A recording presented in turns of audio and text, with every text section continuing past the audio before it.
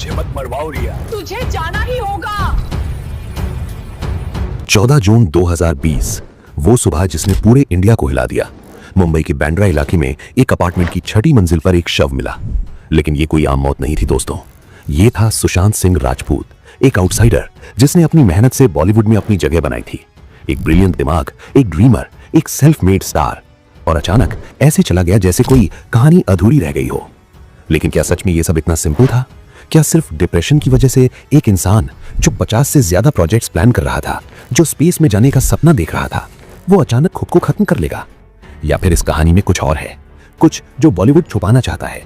आज मैं आपको ले जाऊंगा उस रात में, उस अपार्टमेंट के अंदर, उन सवालों के बीच जिनके जवाब आज तक नहीं मिले। ये सिर्फ एक सेलिब्रिटी की मौत की कहानी नहीं है दोस्तों, ये है बॉलीवुड के सबसे डार्क सीक्रेट्स में से एक। तो चलिए शुरू करते हैं वहां से जहां सब कुछ खत्म हुआ। 13 जून की रात से लेकर 14 जून की सुबह तक वो कुछ घंटे जो आज भी एक पहेली बने हुए हैं। बांद्रा के मॉन्ट ब्लॉन्क बिल्डिंग, पंचोली अपार्टमेंट, यहीं पर सुशांत अपनी गर्लफ्रेंड रिया चक्रवर्ती के साथ रह रहा था। लेकिन 13 जून को रिया अचानक वो अपार्टमेंट छोड़कर चली जाती है। क्यों? एग्जैक्टली उसी वक्त क्यों जब सुशांत को सबसे ज्यादा किसी की जरूरत थी? उस रात क्या हुआ अपार्टमेंट के अंदर, ये आज तक पूरी तरह क्लियर नहीं है।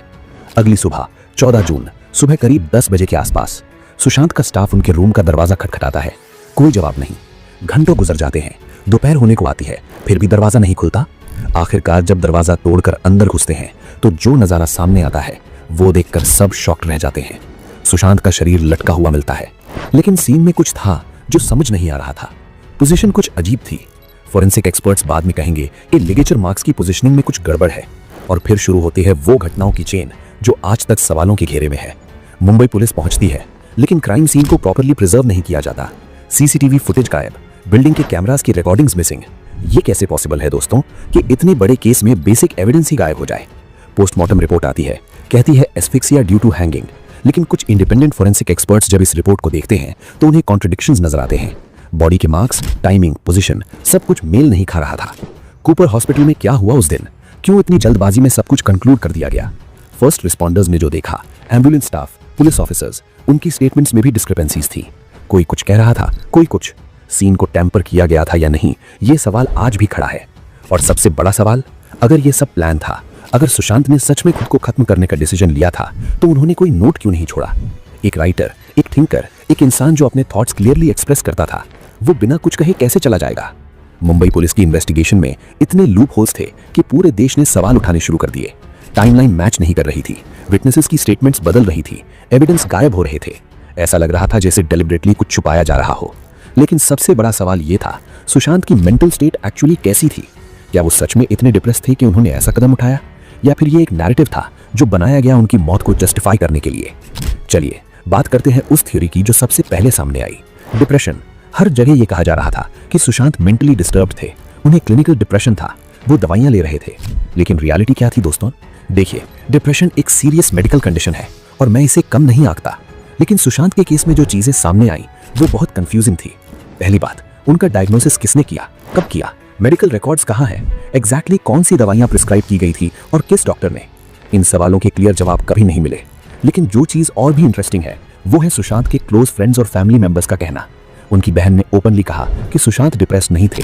अंकिता लोखंडे ने कहा कि वो सुशांत को बरसों से जानती हैं और वो ऐसा कदम कभी नहीं उठा सकते।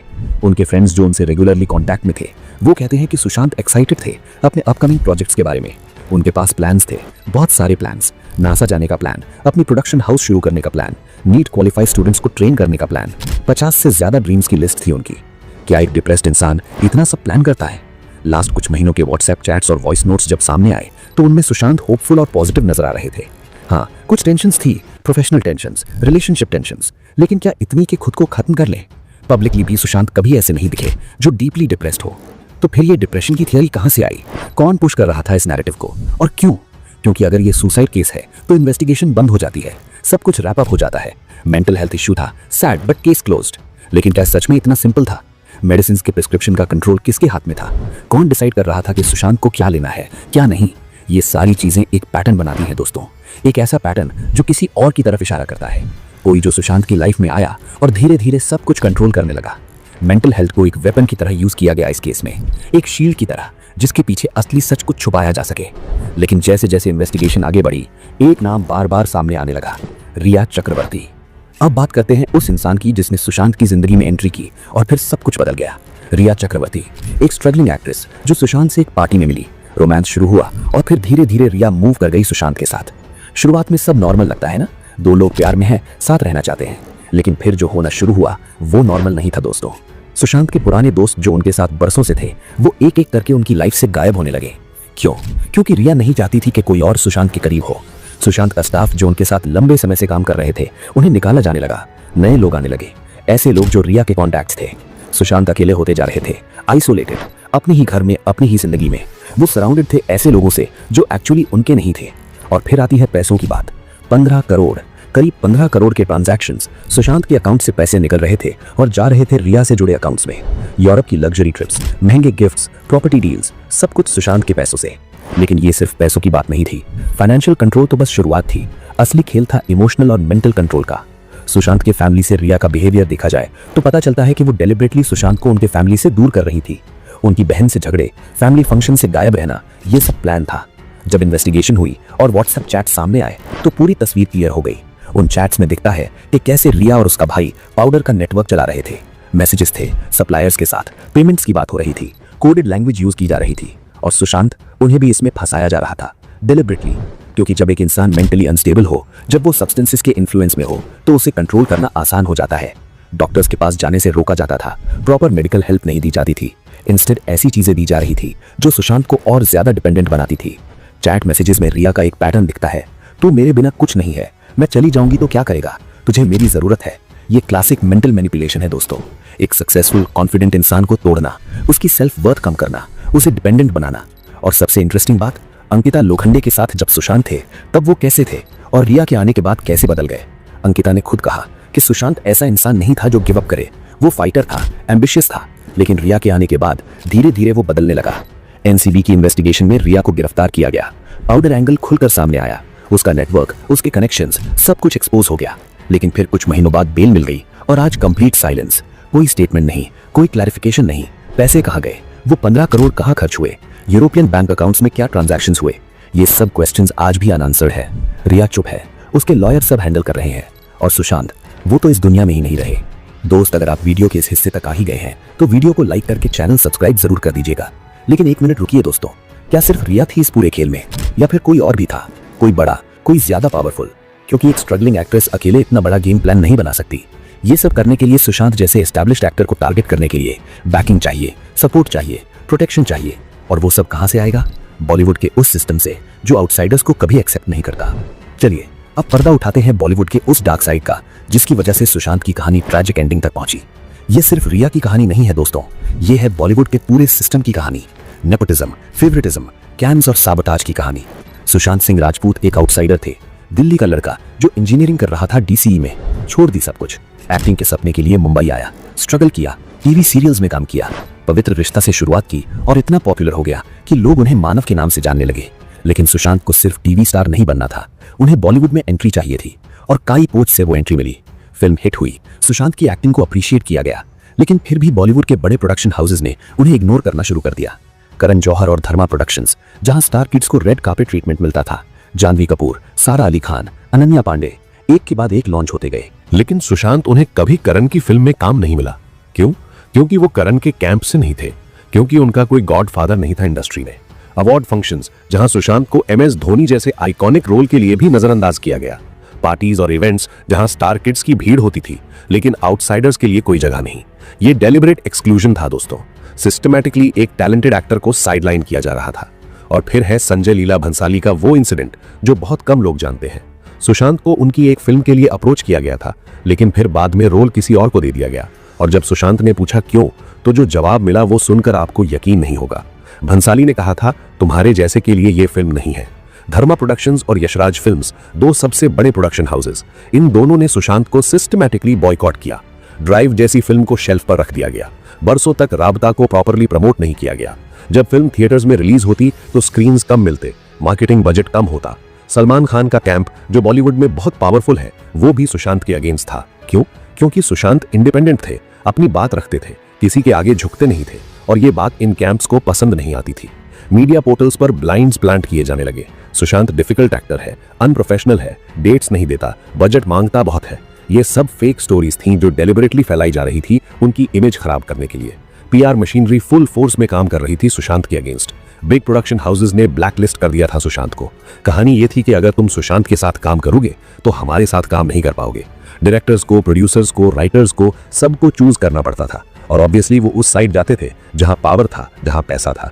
महेश भट्ट, जिनका कनेक्शन रिया से था, उनका बिहेवियर भी बहुत सस्पिशियस था। सुशांत से उनकी मीटिंग्स, उनकी बातचीत, सब कुछ रिकॉर्डेड था। एंड व्हेन दोज रिकॉर्डिंग्स सामने आए तो लोगों को शक हुआ कि क्या भट्ट किसी बड़े प्लान का हिस्सा तो नहीं थे। करण जौहर का कॉफी विद करण एपिसोड याद है, जहां ओपनली नेपोटिज्म को जस्टिफाई किया गया, जहां आउटसाइडर्स का मजाक उड़ाया गया। सुशांत ने उस एपिसोड को देखा था और बाद में अपने इंटरव्यू में कहा था कि ये सब अनफेयर है, लेकिन उनकी आवाज को दबा दिया गया। अवार्ड शोज में भी यही हाल था।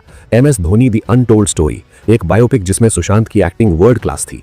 बॉक्स ऑफिस पर फिल्म ने तोड़े सारे रिकॉर्ड्स, क्रिटिक्स ने प्रेज किया, लेकिन जब अवार्ड्स की बात आई तो बेस्ट एक्टर का अवार्ड किसी और को चला गया। ये सिर्फ एक बार नहीं, बार बार हुआ। ग्रुपिज्म और कैंप्स, ये बॉलीवुड की रियलिटी है। अगर तुम किसी कैंप में नहीं हो तो तुम्हारे लिए काम करना मुश्किल हो जाता है। स्टार किड्स ऑटोमेटिकली एक कैंप में होते हैं, उनके लिए सब कुछ ईजी है, लेकिन आउटसाइडर्स, उन्हें हर कदम पर लड़ना पड़ता है। सुशांत ने ओपनली बात की थी नेपोटिज्म और फेवरेटिज्म के बारे में। उन्होंने कहा था कि सिस्टम को चेंज करने की जरूरत है, लेकिन जब तुम सिस्टम के अगेंस्ट बोलते हो तो सिस्टम तुम्हें क्रश कर देता है, और यही हुआ सुशांत के साथ। इंडस्ट्री इनसाइडर्स का जेलसी, ये भी एक बड़ा फैक्टर था। सुशांत सेल्फ मेड है, उन्होंने अपनी मेहनत से सब कुछ अचीव किया था। कोई गॉडफादर नहीं था, कोई फिल्मी बैकग्राउंड नहीं था, और फिर भी वो सक्सेसफुल हो रहे थे। एस्ट्रोफिजिक्स पढ़ रहे थे, टेलीस्कोप खरीदे थे, नासा जाने की प्लानिंग कर रहे थे। उनका नॉलेज, उनकी इंटेलिजेंस, ये सब औरों को जलन पैदा कर रहा था। स्टार किड्स जो बिना टैलेंट के फिल्म्स में लॉन्च हो रहे थे, उन्हें ये पसंद नहीं था कि एक आउटसाइडर इतना पॉपुलर हो, इतना टैलेंटेड हो। तो क्या किया गया? सिस्टमैटिकली उन्हें अपॉर्चुनिटी से दूर किया गया, फिल्म से कट किया गया, प्रोजेक्ट्स को शेल्फ किया गया। कंगना रनौत ने सुशांत की मौत के बाद पूरे बॉलीवुड को एक्सपोज किया। उन्होंने खुलकर कहा कि यही सब हुआ था सुशांत के साथ। नेपोटिज्म, फेवरेटिज्म, गैंग्स, कैंप्स, ये सब रियलिटी है और इसी सिस्टम ने सुशांत को तोड़ा। लेकिन सबसे बड़ा सवाल, क्या सिर्फ प्रोफेशनल जेलसी थी या फिर कुछ और भी था? क्या सुशांत को इतना बड़ा खतरा मान लिया गया था कि नहीं, मैं कोई एलिगेशन नहीं लगा रहा, लेकिन सोचिए दोस्तों, एक इंसान जो सच बोलता है, जो सिस्टम को चैलेंज करता है, जो अपनी बात रखता है, ऐसे इंसान को पावरफुल लोग पसंद नहीं करते। और फिर वो 14 जून की सुबह सब कुछ खत्म। एक राइजिंग स्टार, एक ब्रिलियंट माइंड, एक फाइटर चला गया। लेकिन क्या सच में वो खुद गया या फिर उसे भेजा गया? ये सवाल आज भी करोड़ों लोगों के मन में है। तो अब सवाल उठता है, क्या ये सच में वो था जो बताया गया या फिर कुछ और था? कॉन्स्पिरेसी थियरीज इतनी सारी कि काउंट करना मुश्किल है, लेकिन कुछ सवाल, कुछ अनआंसर्ड क्वेश्चंस ऐसे हैं जो आज भी परेशान करते हैं। सीबीआई इन्वेस्टिगेशन जो इतने धूमधाम से शुरू हुई थी, आज कहां है? 4 साल से ज्यादा हो गए हैं, लेकिन कोई कंक्लूजन नहीं, कोई फाइनल रिपोर्ट नहीं। क्यों? क्या इतना कॉम्प्लिकेटेड है ये केस या फिर डेलिबरेटली रोका जा रहा है? एम्स की रिपोर्ट आई थी जिसमें कहा गया था कि कोई फाउल प्ले नहीं था, लेकिन इंडिपेंडेंट फोरेंसिक एक्सपर्ट्स जब उसी एविडेंस को देखते हैं तो उन्हें अलग कंक्लूजन्स मिलते हैं। बॉडी के मार्क्स, लिगेचर की पोजीशनिंग, टाइमिंग, सब कुछ एम्स की रिपोर्ट से मैच नहीं करता। तो किसकी रिपोर्ट सही है? पॉलिटिकल कनेक्शंस और प्रेशर, ये भी एक एंगल है जिसे इग्नोर नहीं किया जा सकता। महाराष्ट्र की गवर्नमेंट, उस समय कुछ लोगों के कनेक्शंस, कुछ पॉलिटिशियंस के साथ, क्या इन सब चीजों ने इन्वेस्टिगेशन को इन्फ्लुएंस किया? सुशांत के पिता ने यह एलिगेशन लगाया था कि प्रॉपर इन्वेस्टिगेशन नहीं हो रही। कूपर हॉस्पिटल जहां पोस्टमार्टम हुआ, वहां की एक्टिविटीज भी बहुत सस्पिशियस थी। कुछ विटनेसेस का कहना था कि प्रोसीजर प्रॉपरली फॉलो नहीं किया गया। मेडिकल रिकॉर्ड्स में टैंपरिंग की शंका थी, लेकिन इन सब बातों को सीरियसली नहीं लिया गया। कि विटनेसेस जो इनिशियली बोल रहे थे वो अचानक साइलेंट क्यों हो गए? डर, धमकी या फिर कुछ और? फ्लैट में जो स्टाफ था, बिल्डिंग के सिक्योरिटी गार्ड्स, नेबर्स, सबने पहले कुछ बोला, फिर अपनी स्टेटमेंट्स बदल दी। दिशा सैलियन का केस, ये तो और भी मिस्टीरियस है। सुशांत की मैनेजर दिशा की मौत सिर्फ 5 दिन पहले, एक हाई राइज बिल्डिंग से गिरना, ये भी बताया गया एक्सीडेंट, लेकिन कनेक्शन क्या है? कुछ लोग कहते हैं कि दिशा को कुछ पता था, कुछ ऐसा जो नहीं पता चलना चाहिए था। सर्वर डेटा गायब, phone records incomplete, electronic evidence जो इस केस को सॉल्व कर सकता था, वो सब मिस्टीरियसली गायब हो गया। क्लाउड स्टोरेज, ईमेल्स, मैसेजेस, कुछ भी प्रॉपर्ली रिट्रीव नहीं किया जा सका। टेक्निकल एक्सपर्ट्स का कहना था कि डेलिबरेटली डेटा को डिलीट किया गया था। महेश भट्ट की सुशांत के साथ लास्ट मीटिंग जो रिकॉर्डेड थी, उसमें कुछ ऐसी बातें थीं जो सस्पिशियस लगी। कोडेड लैंग्वेज, इनडायरेक्ट थ्रेट्स, कुछ तो था जो नॉर्मल नहीं था, लेकिन उस रिकॉर्डिंग को एविडेंस के तौर पर सीरियसली नहीं लिया गया। यूरोपियन बैंक अकाउंट्स में ट्रांजैक्शंस, सुशांत के पैसे कहां गए, किसके अकाउंट्स में ट्रांसफर हुए, स्विस बैंक्स, ऑफशोर अकाउंट्स, ये सब इन्वेस्टिगेट किया गया या नहीं? मनी ट्रेल फॉलो करने से बहुत कुछ पता चल सकता था, लेकिन ऐसा लगता है कि डेलिबरेटली उस डायरेक्शन में इन्वेस्टिगेशन नहीं की गई। पावरफुल लोगों को प्रोटेक्ट करना, ये तो हमारी कंट्री में नया नहीं है ना। जब इन्फ्लुएंशियल लोग इन्वॉल्व होते हैं तो जस्टिस मिलना मुश्किल हो जाता है। विटनेसेस डर जाते हैं, एविडेंस गायब हो जाते हैं, इन्वेस्टिगेशन स्लो हो जाती है। कुछ लोग कहते हैं पॉलिटिकल कॉन्स्पिरेसी थी, कुछ कहते हैं बॉलीवुड माफिया, कुछ कहते हैं दोनों टुगेदर थे। ट्रूथ क्या है ये शायद कभी पता ना चले, लेकिन जो क्लियर है वो ये कि पूरी सच्चाई सामने नहीं आई है। आखिर में क्या है सच? 4 साल से ज्यादा हो गए हैं उस सुबह को। सुशांत सिंह राजपूत, जिन्होंने टीवी से लेकर फिल्म्स तक का सफर तय किया, जिन्होंने हर किसी को प्रूव किया कि टैलेंट और मेहनत से सब कुछ पॉसिबल है, जो सिर्फ एक्टर नहीं थे, वो एक ड्रीमर थे, थिंकर थे, अचीवर थे। उनका सपना था नीट क्वालिफाई करने वाले गरीब स्टूडेंट्स को ट्रेन करना ताकि वो डॉक्टर्स बन सके। स्पेस एक्सप्लोरेशन में इंटरेस्टेड थे, नासा जाने की प्लानिंग कर रहे थे। 50 से ज्यादा ड्रीम्स की लिस्ट थी जो अब कभी पूरी नहीं होंगी। जस्टिस आज तक नहीं मिली। सीबीआई की इन्वेस्टिगेशन अटकी पड़ी है। कल्प्रिट्स अगर कोई है तो वो फ्रीली घूम रहे हैं। सुशांत का परिवार आज भी जवाबों की तलाश में है। उनकी बहन, उनके पिता सब अभी भी लड़ रहे हैं जस्टिस के लिए। बॉलीवुड सिस्टम वो बदला नहीं। नेपोटिज्म अभी भी जिंदा है। स्टार किड्स को अभी भी आसानी से लॉन्च किया जा रहा है। आउटसाइडर्स को अभी भी स्ट्रगल करना पड़ रहा है। सुशांत की मौत से कोई सबक नहीं सीखा गया, लेकिन पब्लिक ने सुशांत को नहीं भूला। आज भी सोशल मीडिया पर जस्टिस फॉर एसएसआर ट्रेंड करता है। आज भी लोग उनकी फिल्म्स देखते हैं, उनके इंटरव्यूज देखते हैं, उनकी बातें सुनते हैं।